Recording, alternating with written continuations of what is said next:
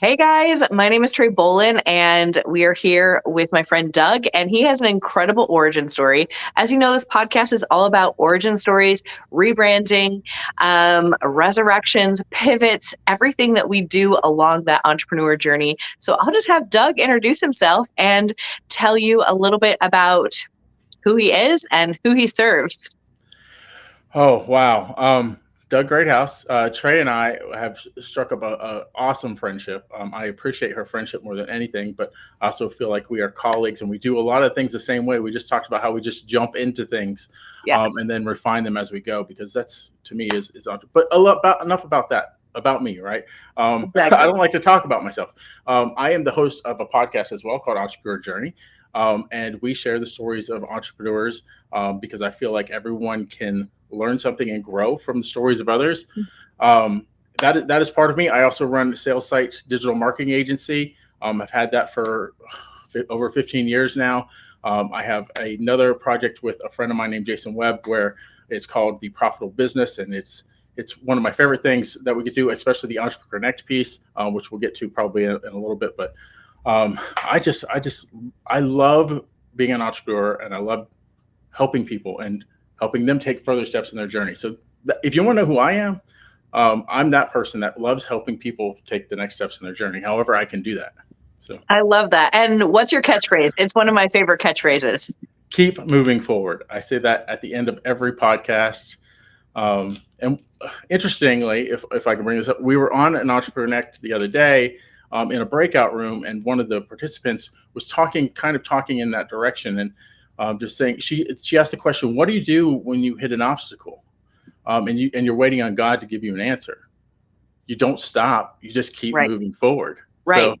Exactly. it Do resonated the with her next too. thing. Do the next thing. I know, I feel like Elizabeth Elliot was famous for that. Like, do the next thing, the next right thing, the next thing you're supposed to do. I also think it's a song in Frozen, but I'm in that phase of life where I watch a lot of Disney princess shows. Doug, how Nice. did you get started? How did all of this start for you? Um, Also interesting that my best friend was on the Entrepreneur Connect the other day because Yes. he relates a lot in my origin story. Um, I was in corporate. I was a restaurant manager on my way up, interviewing to have my own store, own restaurant, to run it my own thing. And I just looked at my boss, at his boss. At this time, I didn't have a family yet, but I was on that track. I wanted to have a family. I wanted to meet that right girl, and get married. And I was like, this is not the path if you want to have a Uh, family and have a good uh-huh. life. Their family lives were a wreck. They didn't have Yeah. a spiritual life. Mm. They didn't go to church. They might have professed to be Christians, but they weren't practicing. Ooh, um, seems like and a so really intense realm. yeah, so and I had been saved. I had walked plenty of far away from the Lord after Mm. I was saved, and He had kind of pulled me back in. Hmm. Um, because he always seeks us, right? Which is awesome. Yeah. Um, so I forgot where it's going. So anyway, Origin story. yeah, origin story. So um, at the time, my best friend Andrew. Um, he was starting his little entrepreneur things. He was starting to do some education, starting an education company, and that was really interesting to me. Mm. And I always had this entrepreneur bug, and I decided I didn't know what I was going to do, but I just quit. I quit when I was on the rise Oh my because gosh. yeah, I was on the verge of making a lot more money, and I was like, because money wasn't it for me, right? Especially as a single guy, I had enough, Yeah. um, and Yeah. and, it, and I had the opportunity then as a single person. Mm. There was less risk in Right. quitting, Right. right? So I'm glad I made that decision when I did. Hmm. And Hmm. I just went, so I kind of didn't know what I was going to do. So I had this opportunity to sell insurance. Okay. And Yeah. no, I, it was a good, and I know why God put me in that experience. It was one of Hmm. the worst jobs I ever had. A lot of cold calling, trying to sell something I didn't believe in. Okay. Right. Okay. Yeah. Yeah. And I That's not going said, to go far. If your heart's not no, in it, that's not right. going to go anywhere. I learned some sales techniques. Some I kept, a lot I threw away. Oh, um, right. Ooh, all those but cringy things. Mm. exactly. So, and then my best friend had started working while he was starting to start his business, he had also started working for a web design firm. And this was back when web design was kind of a new thing, Yeah. right? Yeah. So he had been there for 6 months, and he comes. We were roommates at the time. He comes in and he says, "We should start a web design firm." Uh, and I laughed. I I love just like that. you just did. I laughed. I said, You're like, wait a um, second, you've only been working here for a second. "Yeah, for 6 months." And I went to college for computer information systems. I didn't Okay. graduate Okay. So college. it does come from somewhere. There's a foundation. Yes, but when I went to college, I'm giving away my age here. The internet was brand new, right? Okay. Uh, Yeah. so A lot of birth. A lot of by the birth time he happening. A lot of brought this up, startup. um, it was much further and advanced, and um, my knowledge from then wouldn't apply to today. Wow. So I laughed out loud, and then I gave it some thought. I just sat on it for a little bit, and I went back to him. Mm. I said, "You're exactly right. We should start this." And Hmm. because at that time you could also go on the internet and learn anything. True. Um, True. so everything that we needed to learn was available online. So I gave up all my social life. Mm. I started working. I gave up the insurance job because that was mindset wise, it was just terrible for me. Um, and I started waiting tables. And I slowly became a bad employee. That's when you know it's time to start something for yourself. Exactly, because as my business grew, I was like cared less about my job, right? Because I was Right. making more money at my business. Like, why am I here? I could be doing Hmm. my business and making more money, but because I said I would come here, I'm coming here. Um, Right. Right. We have to so I, learn to say no to the things that aren't serving us anymore. yeah. So I said no. I said, I'm quitting. I'm giving you my 2 weeks notice. I'm going to be a lousy employee probably for the next 2 weeks, and I'm sorry about that. But Yeah. um, then we sold a few websites at the beginning. I would not sell that first website again to anyone else. It was I think terrible, you might but have learned a lot since then. yes, we learned a lot. And what we really learned was giving the client exactly what they want. And what I mean by that is Mm. they didn't necessarily want a website. They thought they wanted a website because everybody told them they need a website. Mm-hmm. But what they Hmm. really needed is more customers, and they thought the website was getting them more customers. But it's the field of dream things. It's Yeah. not if you build it, they will come. No, that's not true. That's fiction. You Yes. actually have to drive people to your website. You have to have ads. You have to do organic stuff. You have to get the traffic to your website. You can't just post it and hope they find you, right? Mm. So Post and pray. That doesn't you really can't. work. No, no. So we really got. That's when the business started to take off. We started doing a lot more Mm. around traffic and conversions, and then people sought us out because, oh, okay, you don't just build websites, you help me get more customers. Hmm. Okay, Hmm. so Because that's what they were after anyway. exactly. Um, I don't know what. So there, I didn't even tell you any trials or anything. There's a lot of trials. I met my wife. We had a little entrepreneur hub in Okay. the condo. One of my other best friends, Patrick, would be there, and he was just starting his business. He would be out on the uh, patio doing webinars, and someone else would be coding at the kitchen table. And my wife, when we started dating, she'd come and cook for all of us, and it was amazing. That's the dream. Um, yes, this was 3 hours. She drove 3 hours to see me. I would drive 3 hours to see her. Wow. And then, um, yeah, then. It's kind of amazing how entrepreneurs kind of gather towards each other, right? I Mhm. feel like once you put it out there what you do, it kind of starts to attract people that are maybe in that same entrepreneur vein. I don't know. Have you noticed that? Yes, and that's beneficial to you because it takes an entrepreneur to understand an entrepreneur, Yep. um, because it can be lonely if you're the only entrepreneur in your circle. Then your conversations, you Ooh, feel like you don't know what to talk to people about. yeah. Because the journey is so different than a typical 9 to 5. Nothing wrong with a nine to Yeah, five. It's just yeah, so different. yeah, yeah. There's different highs, there's different lows for sure. Mhm. Different Definitely. different struggles. Um, What do you and think was your biggest struggle in the beginning? oh, um, biggest struggle. That's a good question because there were a lot of struggles, but I would have to say I'm going to say two actually. One was figuring out exactly how to stabilize the business, and what I Okay. mean by that is selling websites at the beginning. You're going from project to project, and you're praying, okay, I gotta get that next project Yeah. instead of having a nice revenue base. So when we started to work off retainer, when we started selling marketing services and hosting services and Mhm. other things that we could rely on a monthly income every single month, that's when things started to take off. So getting to that struggle early on of going from project to project was really stressful. Yeah. Because what happens a lot as beginning entrepreneurs too is we do the leads and the sales, and then Mhm. then we have to do the fulfillment, and then we forget about the leads and the sales, and then oh wait, I don't have any Uh-huh. business now. Right, So right, 'cause that, it's cyclical. You have to keep doing all the things all the time. You can't stop, yes, you can't that's stop, you that's know? right. And a big part of, I think, what we do as entrepreneurs as well is recognizing when we're not enough. Like, Yeah. okay, what can I outsource? What can I automate? And I wanted to bring that up because I feel like you learned that and you have helped other people with that. So, what do you think is the key to automation? Why is that so good for your business? Not just automation, but team building. Yes, take Um, me there. Tell me all about it. so, and God's helped me so much with team building. Um, First thing, one of the first things I did was get a VA, Okay. because there's a lot of small administrative tasks that can just eat up all your time, and the next thing you know, Mhm. you're not doing any leads or sales. You're struggling on fulfillment because all these small tasks are taking up your time. So getting a VA to hand off all these like things that kind of monotonous that someone else can do was very key. Um, and then not take like I think as entrepreneurs we get so much pride that we're the only one that can do this well, right? Mm. So Mhm. putting trust and faith in someone else.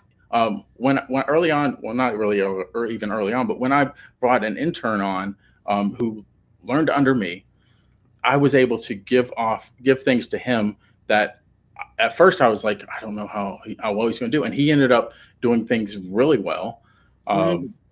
and it's just being able to pass that off and not take ownership so much of everything, right? Because Mm. if you can't pass it off, you're never going to grow. Mm. Being So, open-handed. hmm Yeah. yeah. Now I'm So, curious about your team building because I know that you have a partnership with Jason. How did that origin start? it's God thing, God, everything. Like, The answer is Jesus, like in Sunday school. yes. And it started when I started to do more of God's will than my will, because I had started my podcast. I'd been doing a bunch of things, thinking I was wanted to like in my head I was thinking, okay, I'm going to do this. I'm a Christian. I'm going to reach the lost um, through my efforts, etc. But I'm not going to be Christian branded on the front, right? Okay. Okay. Um, Yeah. but God told me something else. God said, I don't want you to just serve anybody. I want you to serve Christian entrepreneurs. I was like, God, I thought you wanted me to reach the lost, right? And Yeah. Yeah.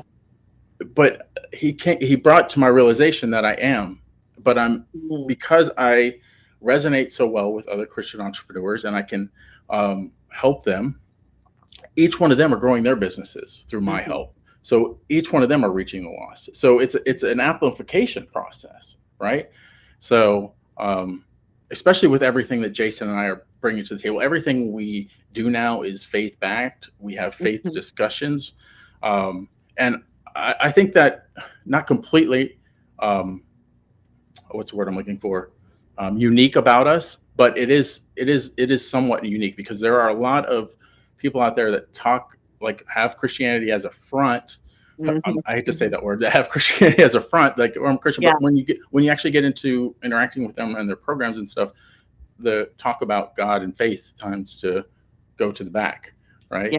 Yeah. So not us. We're really out front with that, and we know that we're going to push people away, but we know we're going to pull the right people to us, and that's a messaging marketing as well. So Exactly. I was just going to say that. That's branding. That's good branding. If you yeah, can push someone away from you, then you are automatically attracting someone to you. And I had that realization when there was a very famous photographer who was doing a lot of online teaching. And, I'm a photographer. And I was like, okay, everyone loves her. And I was like, I'm going to buy one of her courses. And I did like a preview. And I was like, oh, I do not like her at all.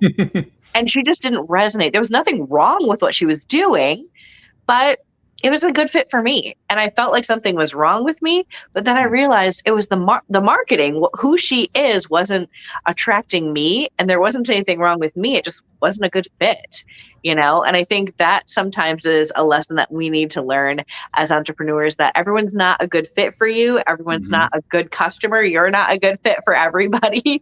And I think Yeah. if we kind of put our egos down, there might be something that we could learn from that, trying to smash that Hmm. square peg into a round hole just to make it work. Very true. Very true. If I Might could not lead to the best relationships. if I could give a recommendation to your audience about a book, and this was kind of the book that set me on that path, Yeah. is The Pumpkin Plan. I don't know if he's a believer that wrote the book, but it was all about 80-20 rule and working. It's usually the 20% of your clients are the best clients, and 80% are taking up all your time. But you can flip that around. You can make the 80% the bulk of your clients. And it's all, and that book is walking you through the process of how to do that, how to only work with your best clients and grow your business. That's So, awesome. I think everyone loves a good book recommendation, especially from someone seasoned like yourself. Now, I have to ask you a question. This is one of my favorite questions to ask. What do you think your superpower is? Have you been bitten by a spider lately? oh yeah, I just swung in here off of a couple tall buildings. No, my superpower is relationship building.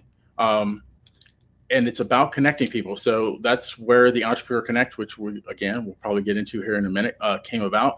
I was all about just going out and building relationships, Mm, and that is really, I do ads really well. I do a lot of marketing really well, but mhm, nothing can quite replace actually the conversion value of actually going out and being authentic, building connections, and building mhm. relationships. Um, so I would say building relationships in a business aspect is probably my superpower. And it sounds like when you have those right relationships, all other things just start to fall into place. So when you go through a low, if you have those relationships, you're supported, you're helped up to the next level.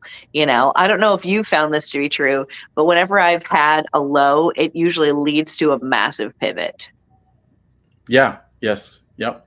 right? And Yep. when you have a team along the way that's supporting you, then I feel like you're just able to level up so much faster.